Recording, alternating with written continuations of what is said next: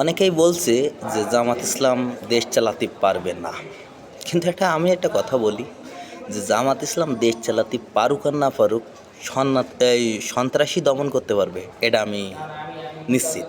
কারণ বিএমপিরা যেভাবে শুরু করেছে, যে পদে পদে ওরা কিন্তু বলতেছে যে চাঁদাবাজি বন্ধ এখন করো, 12 তারিখ পর্যন্ত, 12 তারিখের পরে চাঁদাবাজি করো।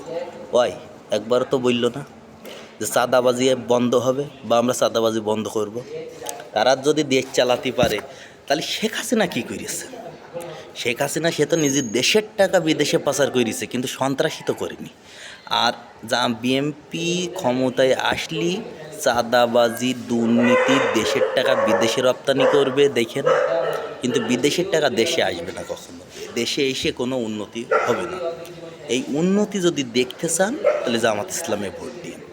আর যদি উন্নতি না দেখতে চেয়ে যদি চাঁদাবাজ সন্ত্রাসী দেখতে চান, খুন আমি দেখেছি। আমি যখন 6 সালের আগে, যখন আমি ছোট, হয়তো 5 বছর 6 বছর বয়সে আমার ভালো একটা জ্ঞান বিবেক হয়েছে, আমি ভালো বুঝতে শিখেছি।